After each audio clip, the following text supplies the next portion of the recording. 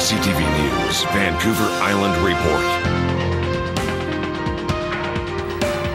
Good evening. Thanks for being here. It's raining at last, but it may not be enough, and it may not be in time to stop the drought in the Cowichan Valley.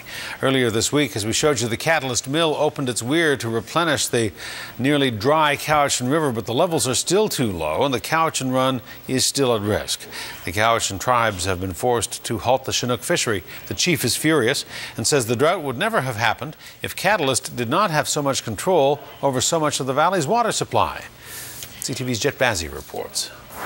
Dark clouds loom over the Cowichan Valley. They should be a sure sign of rain, but only a few drops fall from the sky. We're going to need quite a few days of rain. The recent pulse of water and wet weather have brought up the Cowichan's water levels, but not enough. We're not out of the woods yet.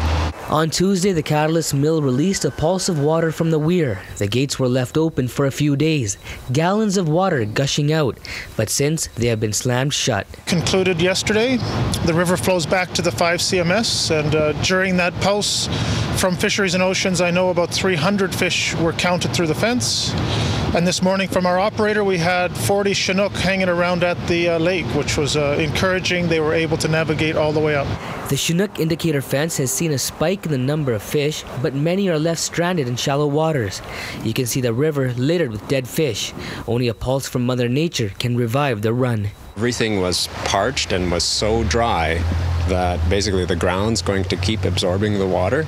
We're not going to see a huge amount of river level rising until we get quite a bit more rain. The Cowichan River hatchery continues to trap and truck fish. Workers trucked up 6 loads of fish this morning alone. The water come up probably 10 inches or so it helped the fish quite a bit moving up. So. One thing the water shortage hasn't affected is the productivity of Catalyst Mill in Crofton. Stacks are still smoking.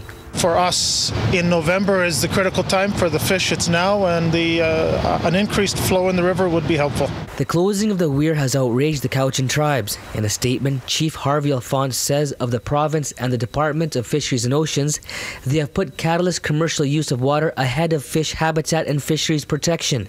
That is unlawful. He goes on to say that the Cowichan tribe's Aboriginal right to fish must receive first priority under the Constitution. We as people, we have to survive too. The drought has taken a toll on Timothy Joseph's family. 1 week ago, Cowichan tribes closed the Chinook fishery to its members, a decision that doesn't sit well with Timothy. He needs to fish to feed his family. Our river is here for us to fish.